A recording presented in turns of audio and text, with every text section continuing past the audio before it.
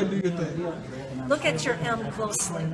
There's a gap right here in the letter M. It's never connected. So you go into Hebrew.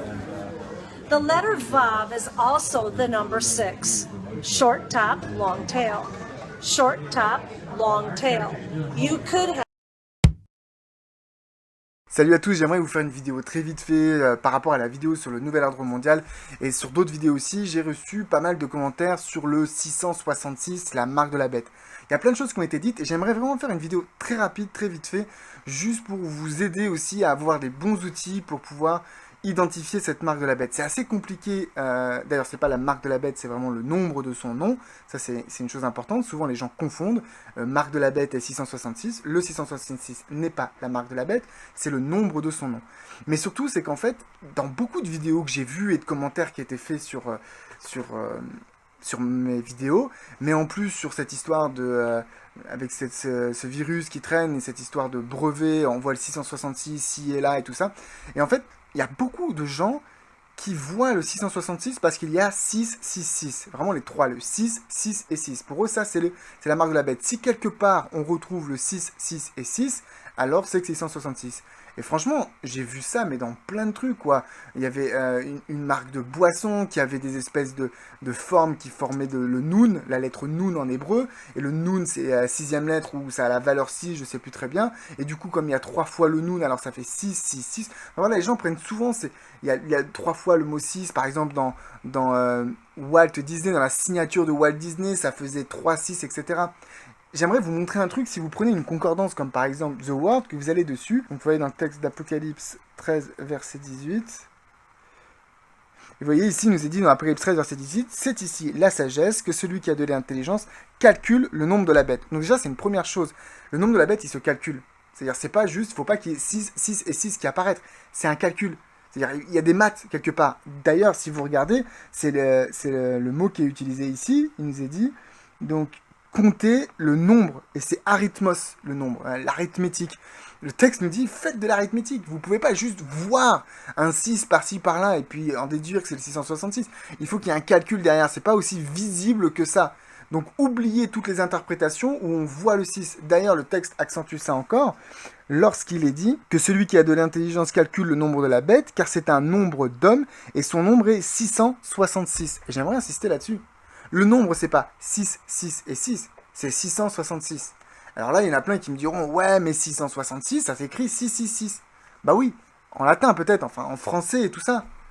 Mais en grec, c'est pas du tout le cas. Regardez avec moi. Vous voyez ici, si on prend le texte dans sa version grecque, vous voyez ici, on a le 666 en grec. C'est 3 symboles différents, c'est 3 lettres différents. Donc à la limite, si vous me trouvez un truc avec ces 3 lettres-là, vous me dites c'est le 666, bah à la limite pourquoi pas. Mais vous voyez ici on a le ki, le xi et le sigma, sont 3 lettres de la Bible. L'une signifie 600, l'autre signifie 60 et l'autre signifie 6.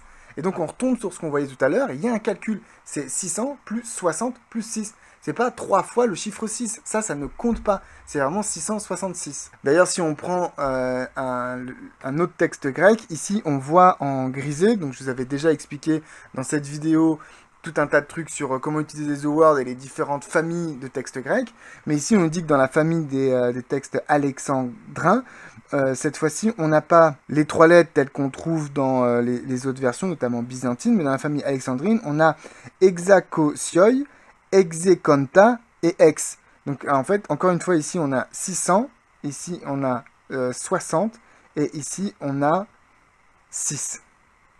666. Donc on n'a jamais 3 fois le même symbole. Non, ça n'existe pas, ce n'est pas comme ça. C'est pas 6, 6 et 6. C'est vraiment un calcul qu'il faut faire.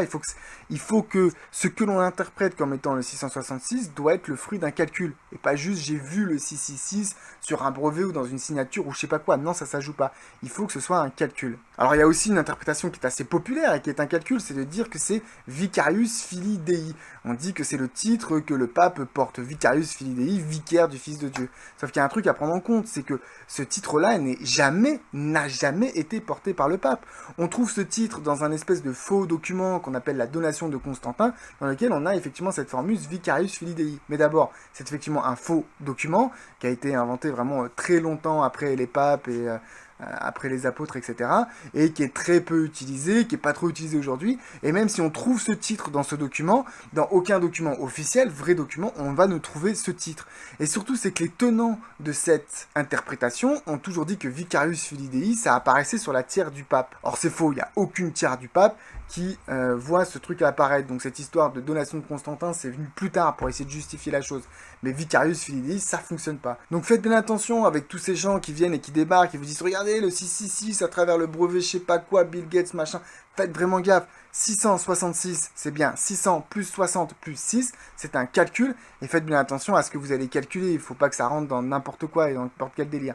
Donc soyez prudents, donc vous avez vraiment déjà quelques notions là pour ne pas vous faire avoir par toutes ces interprétations autour de 666 et rester focus sur le texte biblique. Voilà, j'espère que cette vidéo vite fait, elle vous a plu, elle est vraiment très courte, c'est vraiment pour répondre à quelques commentaires. Je vous laisse avec ça. Je vous invite encore une fois à aller vérifier par vous-même dans le texte biblique ce qui nous est dit sur le 666. Je pense que plus tard, je ferai une vidéo sur les différentes interprétations qui existent, qui sont plausibles sur le 666, et j'essaierai de donner la mienne, sachant que je ne suis pas encore hyper convaincu aujourd'hui et que je suis encore en recherche.